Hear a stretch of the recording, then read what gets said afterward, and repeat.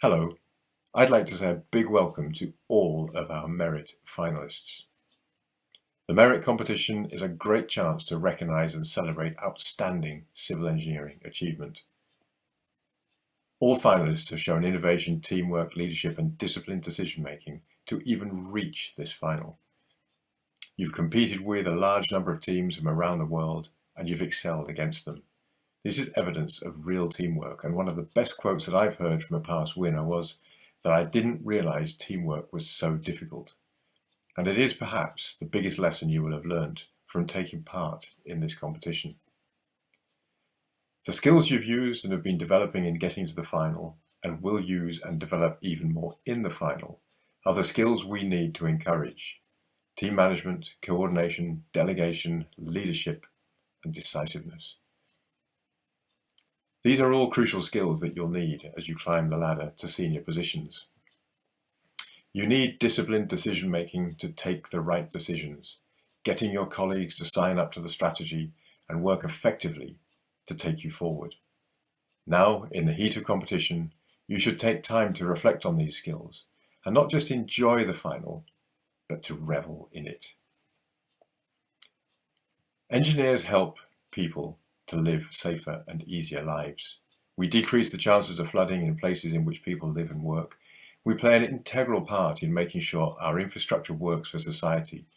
Clean water keeps running from our taps, traffic keeps flowing, aircraft keep flying, and trains keep moving. And they will again after the coronavirus pandemic. We're constantly looking at innovative ways to do this more sustainably and more efficiently. Engineers around the world can also proudly say that ours is a profession with a great history of transforming lives. With the skills you're developing here, you can amplify this effect and hopefully transform a far greater number of lives through the projects you work on throughout your careers. The engineer of the future has a multitude of challenges facing them. Globally, 1 in 8 people lives in extreme poverty. Nearly 800 million people still suffer from hunger. 60 million children of primary school age are out of school, and around 750 million adults are still unable to read and write. 700 million people still use unclean water sources, and over 2 billion are without improved sanitation. There are massive global improvements to be made in so many areas, from hunger to gender equality, global warming to sanitation. And we as a profession have the tools to tackle these challenges. The engineers of the 19th century were innovators and revolutionaries. They built a world of steam and steel and were driven by a vision that many of their contemporaries really didn't share. This passion and creativity is a vital part of the mix of a modern engineer too. Just think of the complexity of any of your own recent projects and how you overcame them. Pedestrian thinking just does not work. The great engineers of the past used their skill and imagination to stand up to the challenges of their time, and that is still the same today. There are many big problems, but don't be intimidated. As you have shown, you can collaborate with the best of them anywhere in the world. That is one of our tools that the old engineers didn't have. We can leverage the help, the advice and expertise of a far wider cohort of colleagues. That is real teamwork. That, in essence, gives us a far wider funnel for collecting the good ideas we will need to overcome the big challenges. Teamwork is what has got you to the final, and it's a skill to build on. The engineer of the future needs to identify the broader challenges of the 21st century and to become part of their solution. Our predecessors saw poverty, high mortality rates, stagnant economies and growing populations, and proposed ways in which infrastructure could transform lives. The engineers of the future must do the same. I assure you that we and the next generation of civil engineers can transform lives the way that they did.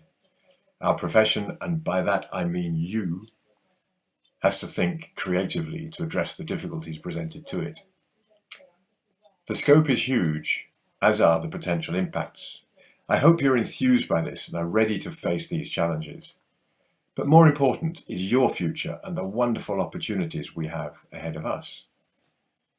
There's never been a better time to have a career in engineering. We're now entering a new era for civil engineering, characterized by a fusion of technologies that is blurring the lines between the physical, digital, and biological spheres. This era is marked by emerging technology breakthroughs, including robotics, artificial intelligence, nanotechnology, quantum computing, and biotechnology. We must have an ambitious vision for our future.